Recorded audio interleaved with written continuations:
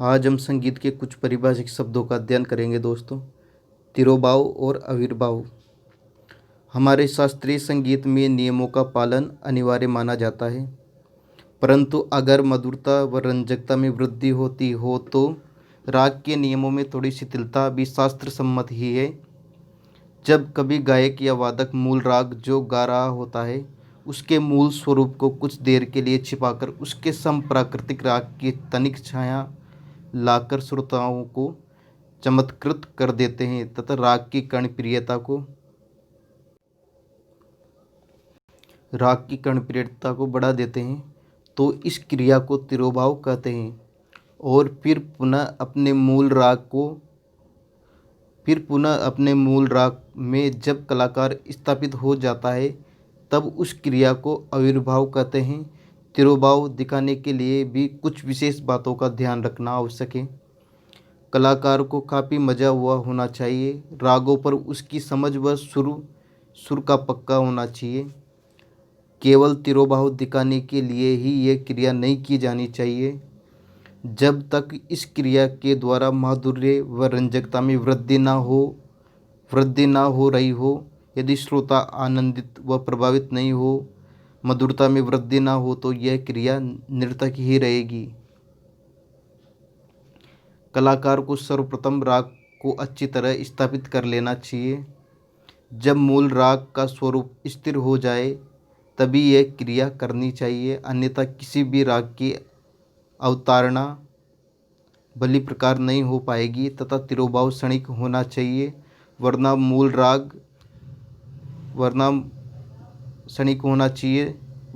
राग को क्षति पहुँचेगी। कलाकार यदि सक्षम भी हो तब भी गीत प्रकार के अनुसार ही तिरोभाव आविर्भाव दिखाना चाहिए। अर्थात ख्याल गायन में यदा कदा यह क्रिया की जा सकती है, ठुमरी में काफ़ी अधिक की जा सकती है तथा कई रागों से तिरोभाव आविर्भाव दिखाया जा सकता है, परंतु ध्रुपद धमार की गायकी में यह क्रिया नहीं करना चाहिए। कंपन व आंदोलन। हम ये बात जानते हैं कि दो वस्तुओं के टकराने से ध्वनि उत्पन्न होती है और कंपन द्वारा स्थिर रहती है, इसलिए संगीत में कंपन का महत्व है। तार वाद्यों को छेड़ने से पहले उसमें कंपन होता है, वह तार ऊपर नीचे जाता है और आंदोलित होता है। कंपन और आंदोलन में अंतर यह है कि कंपन से ध्वनि स्थिर रहती है, पर आंदोलन के कम या अधिक होने से स्वर का स्थान निश्चित किया जा सकता है। कम आंदोलन वाला स्वर नीचा होगा और अधिक आंदोलन वाला स्वर ऊंचा होगा। इस प्रकार हम देखते हैं कि छोटे या बड़ेपन पर स्वर की ऊंचाई नीचाई पर या स्वर कहाँ से उत्पन्न हो रहा है, इन सभी का प्रभाव आंदोलन पर स्पष्ट रूप से पड़ता है। हमारे संगीतज्ञों ने विज्ञान के द्वारा प्रत्येक स्वर की आंदोलन संख्या ज्ञात की है। जैसे मध्य सप्तकीय षड्ज की आंदोलन संख्या 240, तार सप्तकीय षड्ज की आंदोलन संख्या 480 होगी। संगीत में कंपन हो या आंदोलन स्थिर व नियमित होने पर ही संगीत उपयोगी है। कंपन में किसी विशेष स्वर को हिलाते रहते हैं। कंपन गमक का ही एक प्रकार है जिसे कंपित गमक कहते हैं। मीड के बारे में जानते हैं दोस्तों।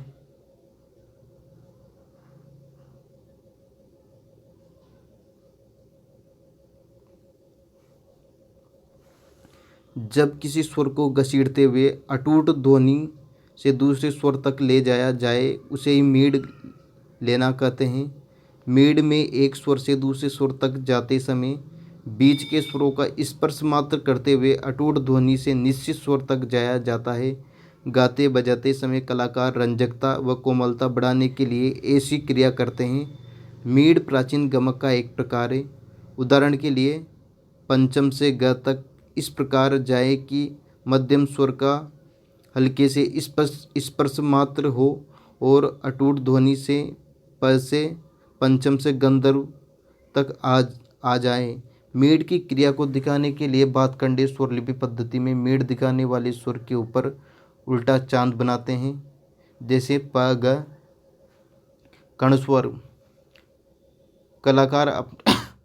कलाकार अपने गायन या वादन को मधुर व रंजक बनाने के लिए कई बार सुरों की सूक्ष्म अंगों का प्रयोग भी करते हैं। मुख्य स्वरों पर स्वरों का स्पर्श करने से मुख्य स्वर की मधुरता बढ़ जाती है। शाब्दिक अर्थ में कण का अर्थ होता है तिनका या तृण, अर्थात